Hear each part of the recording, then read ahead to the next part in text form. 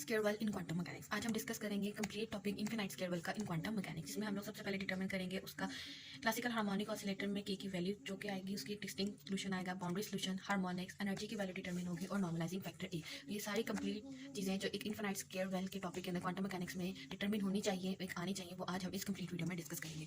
तो स्टार्ट करते हैं। सबसे पहले हम करेंगे suppose v equals to 0 if 0 less than x less than a और इन्फिनिटी अदरवाइज। और इसके साथ एक हम लोग डायग्राम डॉट का करेंगे v of x y axis पे और x एक्सिस पे हमारे पास आ जाएगा a, जो कि एक बाउंड्री के अंदर हमारे पास साई की वैल्यू यहाँ पे डिटरमिन करेंगे एक बाउंड्री कंडीशन के अंदर। Suppose कर लिया v, then v will be approaches to infinity, then psi will be equals to 0. There will be no Schrödinger wave equation outside the well, only it will be presenting in inside.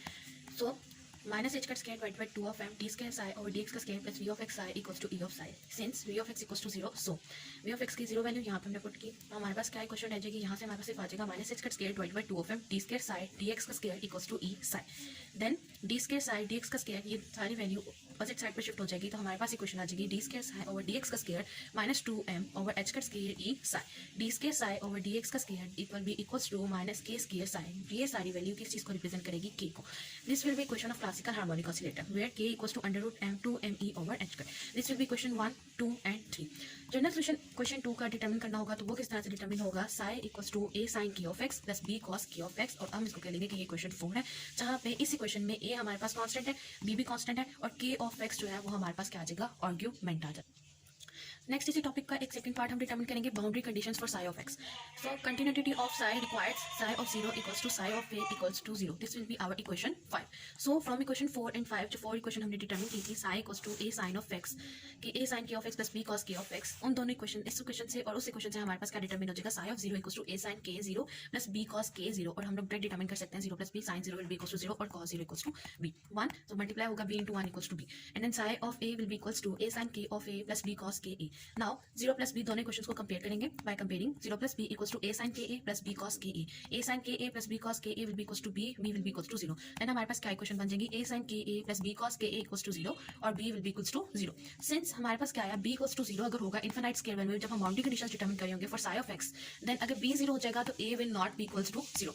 सो हम लोगों ने क्या suppose कर लिया, a sin ka equals to 0, and in general हमारे पास क्या आ जाएगा, psi of x equals to a sin k of x, and this will be our equation 6. Equation A जो हमने यहाँ पे डिटरमिन किया है वो इंप्लाइज करती है कि sin k of a equals to 0, इसे को हमने सिंपली रिमूव कर दिया, देन हमारे पास k a की क्या डिटरमिन हो गया, वैल्यू क्या आ जाएगी, sin इनवर्स 0 करेंगे तो 0 plus minus 5 plus minus 2 5 plus minus 3 pi and so on, and K A will be equals to, simply हम लिख सकते हैं plus minus N pi, and then K की वैल्यू यहाँ से हम लोगों ने क्या डिटरमिन कर ली, एन पाई ओवर ए. और ये इक्वेशन 7 ये और इक्वेशन के की इक्वेशन जो भी ये हमारे पास आता है distinct solution infinite square well में क्वांटम मैकेनिक्स में, के की वैल्यू को हम कहते हैं कि हम लोगों ने डिस्टिंक्ट सोल्यूशन डिटरमिन किया है.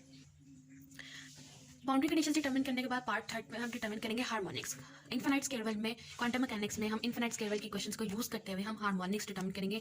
यहाँ पे मैंने 3 हार्मोनिक्स डिटरमिन किए हैं, इसी रूल के मुताबिक हम लोग आगे ऑन काफी सारे हार्मोनिक्स डिटरमिन कर सकते हैं. तो psi of x इक्वल हो जाएगा a sin k of x, sin k of x की वैल्यू पुट की, simply pi of a into a will be equals to a से कट जाएगा, हमारे पास क्या आ जाएगा पाई. तो ये हमारे पास एक हार्मोनिक आ गया फ्रॉम 0 to पाई. सेकंड हमारे पास आया था a sin 2 pi over a into a से कैंसिल आउट, हमारे पास सेकंड हार्मोनिक आ गया a sin 2 पाई. यहाँ से हम लोगों ने एक दूसरा डिटरमिन कर लिया from 0 to 2 pi second harmonic, और इसी तरह हमारे पास 3 पाई का भी हार्मोनिक आ गया, जहाँ पे हम लोगों ने इक्वाड्रेट कर दी थी 3 हार्मोनिक. इसी तरह so on 4 pi 5 pi 6 pi and so on, ये हमारे पास हार्मोनिक्स डिटरमिन हो सकते हैं, जहाँ पे ए जो ये ए डिटरमिनिंग रह जाता है, यहाँ पे ये हमारे पास आ जाता है नॉर्मलाइजिंग फैक्टर. अब ये क्वेश्चन यहाँ तक जो हम लोगों ने 3 पार्ट्स किए, ये हमसे किस तरह से पूछा जा सकता है, वो सिंपली आपको कह सकता है कि आप डिटरमिन करेंगे wave function for infinite square well और ड्रॉ करेंगे उसके 3 to 4 हार्मोनिक जितने भी क्वेश्चन में उसको आपको एग्जामिनर को रिक्वायर्ड होंगे.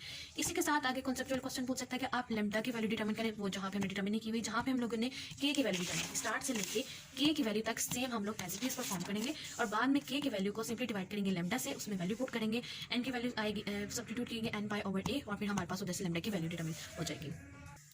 और एक क्वेश्चन लास्ट में हमसे इस तरह से पूछा जा सकता है कि आप डिटरमिन करें, शो करें independent Schrodinger wave equation very करती साइनोसाइडली, उसमें हम लोग ये हार्मोनिक्स डॉट अप करके कहेंगे कि हमारी इंडिपेंडेंट श्रोडिंगर वेव इक्वेशन है वो वेरी कर रही है साइनोसाइडली.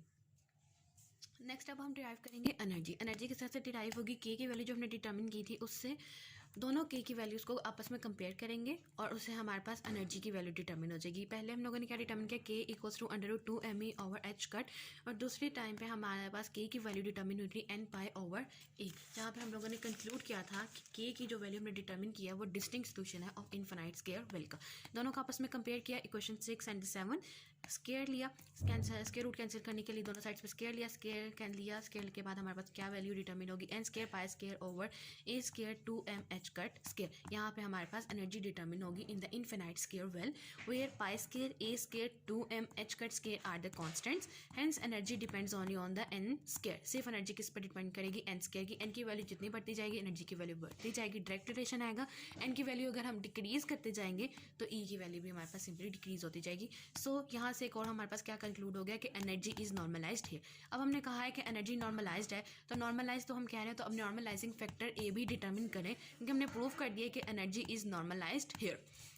Since wave function is normalizable so we calculate the probability. अब नॉर्मलाइजेशन फैक्टर डिटर्मिन करने के लिए हम सबसे पहले क्या डिटर्मिन करेंगे, प्रोबेबिलिटी। वो किस तरह से डिटर्मिन होती है, क्वांटम मैकेनिक्स में Sai static Sai D of x, दोनों की वैल्यू फ्रॉम 0 to a हम लोगों ने वैल्यू सब्स्टिट्यूट की। साई की वैल्यू हमारे पास आई थी a sin q of x static, a sin q of x d of x, a square हमारे पास कांस्टेंट आ गया, बाहर वैल्यू निकाल लिया इंटीग्रल से, 0 to a sin square q of x d of x equals to 0, और यहाँ से हमारे पास क्या आ जाएगा, a equals to √2a, a की वैल्यू हमारे पास डिटर्मिन होगी।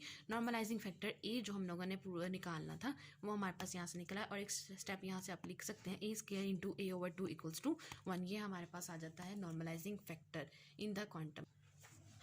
एनर्जी की वैल्यू निकाली, उसमें हम लोगों ने क्या प्रूव किया कि एनर्जी जो है वो डिपेंड कर रही है only on the value of n square. इसी चीज़ का एक और स्टेप हम लोग अपने क्वेश्चन को मजीद अच्छा बनाने के लिए एक ग्राफ प्लॉट कर सकते हैं, जिसमें हम कहते हैं कि एनर्जी इंक्रीज हो रही है in proportion to n square. तो यहाँ हमने क्या किया, E1 equals to pi square 2m a square h cut square, E2 will be equals to n square E1 and then En हम लोगों ने कहा n स्क्वायर En, यानी कि E1 E2 से ग्रेटर होगी, E2 जो होगा वो E3 से ग्रेटर होगा, और इसी तरह एक्साइटेड स्टेट्स में हमारे पास एनर्जी बढ़ती जाएगी। n की वैल्यू जैसे जैसे बढ़ती जाएगी हमारे पास एनर्जीज की वैल्यू बढ़ती जाएगी, एक्साइटेड स्टेट हमारे पास इंक्रीज होती जाएगी। तो ये एक ग्राफ हम प्लॉट कर सकते हैं अपने क्वेश्चन को कंप्लीट करने के लिए। तो इनफिनाइट स्क्वायर वेल में ये चीज़ें हमने डिटर्मिन की। सबसे पहले हम लोगों ने डिटर्मिन किया क्लासिकल हार्मोनिक ऑसिलेटर में की वैल्यू डिटर्मिन की, फिर हम लोगों ने जनरल सॉल्यूशन डिटर्मिन किया। जनरल सॉल्यूशन डिटर्मिन करने के बाद हम लोगों ने बाउंड्री कंडीशंस डिटर्मिन की फॉर साई ऑफ एक्स के लिए, जिसमें से हमारे पास के की वैल्यू डिटर्मिन हुई और साई ऑफ एक्स का एक जनरल सॉल्यूशन निकाला था a sin q of x करके। के की वैल्यू डिटर्मिन हुई, जो हम लोगों ने कहा कि वो हमारे पास क्या आ जाता है, डिस्टिंक्ट सॉल्यूशन। उसके बाद हम लोगों ने एनर्जी हार्मोनिक्स डिटर्मिन की है, जिसे हम लोगों ने प्रूव किया कि Schrodinger wave equation infinite square well में वेरी करती है साइनोसाइडली। फिर हम लोग एनर्जी डिटर्मिन की, एनर्जी डिटर्मिन कर दी, दोनों वैल्यूज़ के की कंपेयर की, डिस्टिंक्ट सॉल्यूशन और श्रोडिंगर वेव इक्वेशन की वैल्यूज़ को कंपेयर किया, एनर्जी डिटर्मिन होगी। यहाँ से हम लोगों ने क्या प्रूव किया कि एनर्जी से वेरी करती है n स्क्वायर की वैल्यू के साथ। फिर हम लोगों ने डिटर्मिन किया नॉर्मलाइजिंग फैक्टर a डिटर्मिन हो गया, और a के बाद हम लोगों ने अपना क्वेश्चन कंक्लूड करने के लिए ये प्रूफ दोबारा कर दिया कि एनर्जी इंक्रीज होती है in proportion to n square. So this is the infinite square well in the quantum mechanics.